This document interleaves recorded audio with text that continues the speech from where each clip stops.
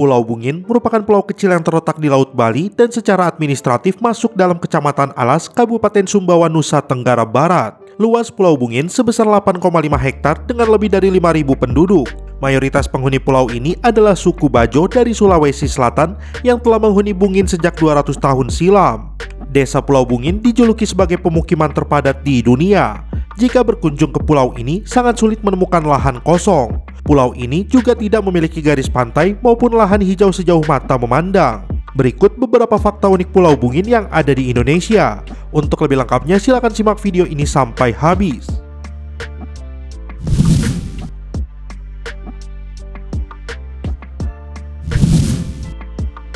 1. Dihuni suku Bajo selama 200 tahun. Sebagian besar penghuni Pulau Bungin adalah suku Bajo yang berasal dari Sulawesi Selatan. Suku Bajo sudah mendiami Pulau Bungin sejak tiba 200 tahun silam. Dilansir dari BBC, suku Bajo yang mendiami Pulau Bungin saat ini merupakan generasi kelima dan keenam dari warga pertama yang datang dari Sulawesi Selatan. Sampai saat ini, lebih dari 3.000 penduduk yang mendiami Pulau Bungin dengan luas daratan 8,5 hektar.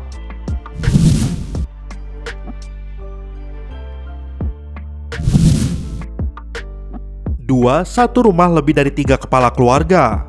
Karena wilayah di Pulau Bungin tidak begitu luas dan dihuni 3.000 jiwa, membuat mereka berbagi tempat tinggal bersama. Sudah merupakan hal biasa jika dalam satu rumah di Pulau Bungin dihuni oleh lebih dari 3 kepala keluarga.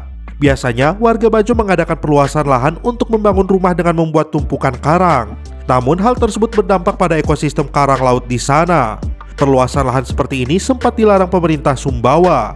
Selain masalah kekurangan lahan, masyarakat di Pulau Bungin juga masih dihadapkan pada masalah sampah dan sanitasi.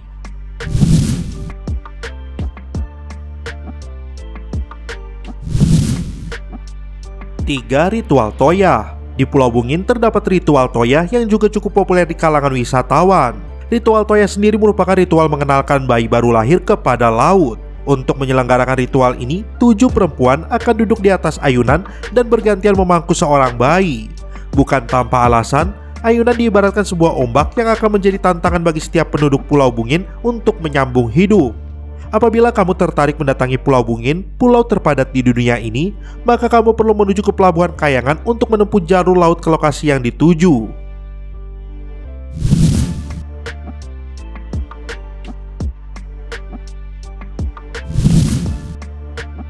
4. Pekerjaan penduduk Pulau Bungin. Hampir 100% penduduk pulau terpadat ini berprofesi sebagai nelayan. Hingga kini, tiap kepala keluarga dipastikan memiliki satu perahu motor untuk berburu ikan ataupun menjadi salah satu akomodasi ketika menyeberangi ke Pulau Sumbawa.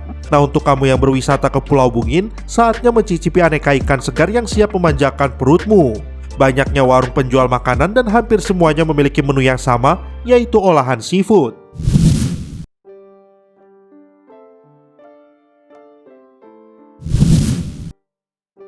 5. Penduduk tak perlu membeli tanah untuk mendirikan hunian.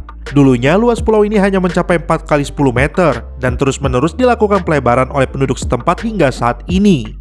Warga Pulau Bungin rupanya gemar menimbun laut dengan terumbu karang mati untuk memperluas pulau yang mereka tinggali. Rumah-rumah mereka bahkan dibangun di atas tumpukan terumbu karang, bukan tanah maupun batu. Karena hal inilah, penduduk Pulau Bungin tak perlu membeli tanah sebagai tempat untuk mendirikan hunian yang mereka tinggali.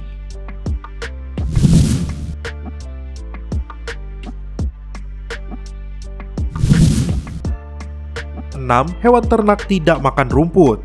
Beberapa penduduk di Pulau Bungin juga memelihara hewan ternak seperti kambing.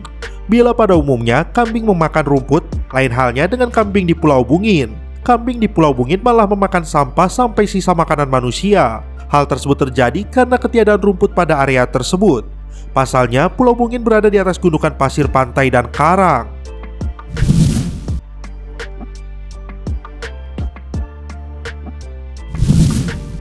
7. Fasilitas. Selain banyaknya rumah penduduk yang saling berhimpitan, ada banyak sekali gang dan jalan pintas yang bahkan hanya bisa dilalui dengan berjalan kaki.